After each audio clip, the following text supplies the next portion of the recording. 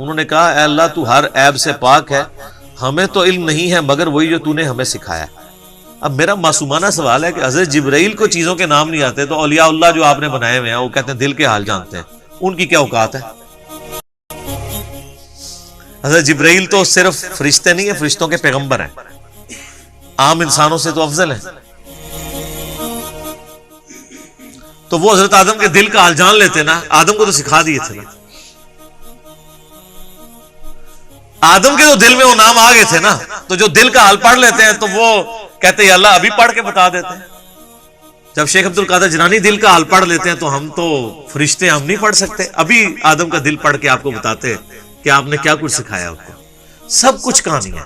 قرآن کے ہر صفحے پہ اتنی بڑی بڑی چپیڑیں ہیں سب کانٹیننٹ انڈیا، پاکستان اور بنگلہ دیش کی فرسودہ نظریات کے اوپر، اس لیے انہوں نے ایسے بالکل صحیح ٹوٹکا آپ کو بتایا کہ قرآن پڑھنا نہیں ہے، اس کے سوا چارہ ہی کوئی نہیں ان کے۔ اچھا اب اس کے اوپر بڑی بحثیں ہوتی ہیں کہ یہ فرشتوں کو کیسے پتہ چل گیا، بعض لوگ تو فرشتوں کا علم غیب اس سے ثابت کر رہے ہیں، حالانکہ علم غیب کا تو کچا چٹا آگے کھل جائے گا، جب حضرت آدم کو اللہ نے چیزوں کے نام بتا دیے تو وہ ان کو کوئی نہیں آئے فرشتوں کو، یہ فرشتوں کی اسیسمنٹ تھی۔ اب وہ ذکر آ رہا ہے وَإِذْ قَالَ رَبُّكَ لِلْمَلَائِكَةِ إِنِّي جَاعِلٌ فِي الْأَرْضِ خَلِيفَةً، اور وہ وقت یاد کرو جب اللہ تعالیٰ نے فرشتوں سے فرمایا کہ بے شک میں زمین میں ایک خلیفہ بنانے والا ہوں، تو اللہ تعالیٰ نے زمین پہ انسان کو خلیفہ بنانے کا ارادہ کیا تو فرشتوں سے فرمایا، تو فرشتوں کی ظاہر ہے کہ اب فرشتوں سے جب بات کر رہے تو ظاہر ہے انہوں نے بھی آگے اپنی یعنی ایک ان پٹ دی، قالوا اتجعل فیہا من یفسد فیہا، ان کا کہ اے اللہ تو ایسے کو زمین پہ خلیفہ بنانے لگا ہے جو اس میں فساد کرے گا، وَيَسْفِكُ الدِّمَاءَ، اور اس میں خون ریزی کرے گا۔ اچھا اب اس کے اوپر بڑی بحثیں ہوتی ہیں کہ یہ فرشتوں کو کیسے پتہ چل گیا، بعض لوگ تو فرشتوں کا علم غیب اس سے ثابت کر رہے ہیں، حالانکہ علم غیب کا تو کچا چٹا آگے کھل جائے گا، جب حضرت آدم کو اللہ نے چیزوں کے نام بتا دیے تو وہ ان کو کوئی نہیں آئے فرشتوں کو، یہ فرشتوں کی اسیسمنٹ تھی، اس لیے کہ فرشتوں کا یہ ماننا تھا کہ وہ اللہ ہی ہے، کہ جس کے پاس اختیار ہو تو وہ اپنے اختیار کو مس یوز نہیں کرے گا، مخلوق چونکہ ناقص ہے، اگر مخلوق کو بھی وہ اختیار دیا گیا تو وہ اس کو پرفیکشن کے ساتھ یوز نہیں کریں گے، وہ شر کا ہی غلبہ ہوگا، خیر کا نہیں ہوگا۔ فرشتے تو خود چونکہ سراپا خیر ہیں، ان میں شر ہے ہی نہیں ہے، ایک یہ توجیہ ہے جو اصل توجیہ ہے، اور ایک توجیہ یہ بھی ہو سکتی ہے جس کو سپورٹ قرآن حکیم کسی حد تک کرتا ہے، سورۃ الحجر کے اندر آتا ہے کہ اللہ تعالیٰ نے جنوں کو انسانوں سے پہلے پیدا کیا تھا، اور جن بھی صاحب اختیار مخلوق ہے، اور جنات بھی آپس میں وہی حرکتیں کرتے تھے لڑنے مرنے والی، تو فرشتوں نے اسی پر قیاس کیا کہ جس طرح جنات کر رہے ہیں یہ بھی یہی کچھ کرے گا، اور ساتھ انہوں نے کہا وَنَحْنُ نُسَبِّحُ بِحَمْدِكَ، اور اے اللہ ہم تو تیری تسبیح تیری حمد کے ساتھ کر رہے ہیں، وَنُقَدِّسُ لَكَ، اور تیری پاکی بھی بیان کر رہے ہیں، یعنی اگر مقصد یہی ہے کہ تو نے اپنی عبادت کے لیے پیدا کرنا کسی مخلوق کو، تو ہم سے زیادہ کون عبادت کر رہا ہے، ہمارے ہوتے ہوئے کسی اور مخلوق کو کیوں پیدا کیا جا رہا ہے؟ لیکن فرشتوں کو یہ بات نہیں پتا تھی کہ فرشتے وہ مخلوق ہیں جو اپنی مرضی سے عبادت نہیں کر رہے، بلکہ بلٹ فار عبادت ہے، وہ بائی ڈیفالٹ، جسے کمپیوٹر کی لینگویج میں کہا جاتا ہے، ان میں تو اختیار ہی نہیں نافرمانی کا۔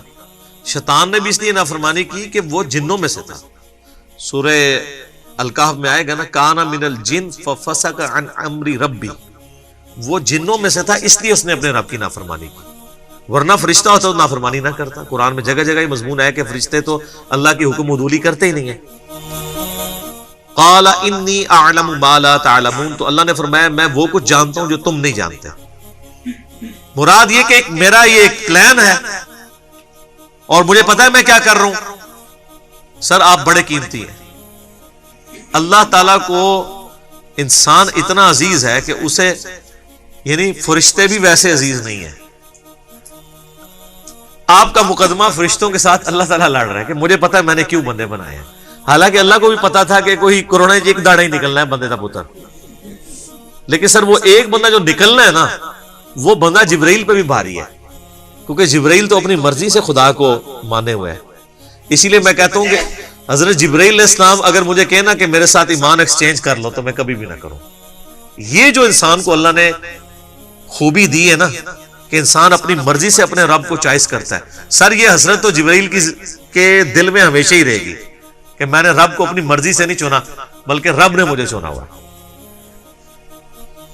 انسان کسی کے لیے کمٹمنٹ شو کرے اپنی مرضی سے, جو اس کا مزہ ہے وہ کسی اور چیز کا مزہ ہو سکتا ہے. وَعَلَّمَ آدَمَ الْأَسْمَاءَ كُلَّهَا, تو اللہ تعالی نے آدم علیہ السلام کو ہر چیز کے نام سکھا دیے.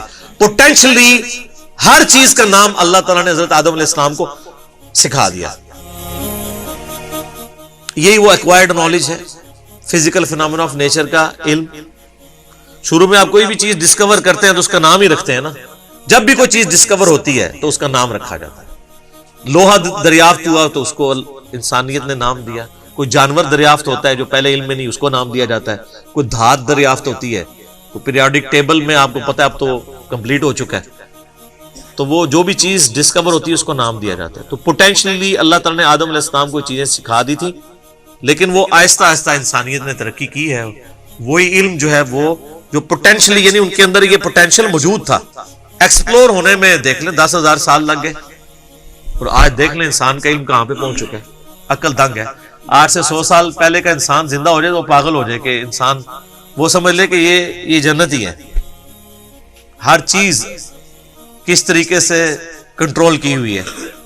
الیکٹرانکس کی دنیا میں جو ایکسپلوژن ہوا ہے, پوری انسانی تاریخ میں اتنی ترقی نہیں ہوئی جتنی پچھلے 50 سالوں کے اندر ہوئی ہے. تو یہ ایکوائرڈ نالج, سائنس کا علم, چیزوں کے نام سکھا دی. ثم عرضهم علی الملائکہ, پھر اللہ تعالیٰ نے فرشتوں پہ اس کو پیش کیا. فقال انبئونی باسماء هؤلاء ان کنتم صادقین, تو اللہ نے فرمایا اگر تم سچے ہو نا تو مجھے ان چیزوں کے نام بتا دو. یعنی جو میں نے پلان سوچا ہوا تھا, تم یہ سمجھتے ہو کہ یہ پلان درست نہیں تھا یا بہتر نہیں تھا, تو میرے پلان میں جو چیز ہے اب مجھے ان چیزوں کے نام بتاؤ جو میں نے اس کو کیپیبلٹی دی ہے اس انسان کو جو تمہیں نہیں دی ہے. تو انہوں نے سیدھی سیدھی بات کر دی. قالوا سبحانک لا علم لنا الا ما علمتنا, انہوں نے کہا اے اللہ تو ہر عیب سے پاک ہے, ہمیں تو علم نہیں ہے مگر وہی جو تو نے ہمیں سکھایا. اب میرا معصومانہ سوال ہے کہ حضرت جبرائیل کو چیزوں کے نام نہیں آتے, تو اولیاء اللہ جو آپ نے بنائے ہوئے ہیں وہ کہتے ہیں دل کے حال جانتے ہیں, ان کی کیا اوقات ہے؟ حضرت جبرائیل تو صرف فرشتے نہیں ہیں, فرشتوں کے پیغمبر ہیں, عام انسانوں سے تو افضل ہیں. تو وہ حضرت آدم کے دل کا حال جان لیتے نا, آدم کو تو سکھا دیے تھے نا. آدم کے تو دل میں وہ نام آ گئے تھے نا, تو جو دل کا حال پڑھ لیتے ہیں تو وہ کہتے ہیں اللہ ابھی پڑھ کے بتا دیتے ہیں. جب شیخ عبد القادر جیلانی دل کا حال پڑھ لیتے ہیں تو ہم تو فرشتے ہم نہیں پڑھ سکتے, ابھی آدم کا دل پڑھ کے آپ کو بتاتے کہ آپ نے کیا کچھ سکھایا. آپ کو سب کچھ کہانی ہے. قرآن کے ہر صفحے پہ اتنی بڑی بڑی چپیڑیں ہیں سب کانٹیننٹ انڈیا, پاکستان اور بنگلہ دیش کی فرسودہ نظریات کے اوپر. اس لیے انہوں نے ایسے بالکل صحیح ٹوٹکا آپ کو بتایا کہ قرآن پڑھنا نہیں ہے, اس کے سوا چارہ ہی کوئی نہیں ان کے پاس, یہ رسک لے بھی نہیں سکتے. ترجمے بھی صرف برکت کے لیے کیے ہیں. میں آپ کو صحیح بتا رہا ہوں, آپ بہار شریعت کھول کے دیکھیں, فقہ حنفی کا انسائکلوپیڈیا ہے نا اردو زبان کے اندر, مفتی امجد علی صاحب نے لکھا ہے, اعلیٰ حضرت احمد صاحب ریلوی صاحب کے خلیفہ ہیں. تو جب نماز کا چیپٹر شروع ہے نا, وہ ہر چیپٹر سے پہلے نا جو ٹاپک ڈسکس کرتے ہیں نا اس پہ احادیث لے کے آتے ہیں.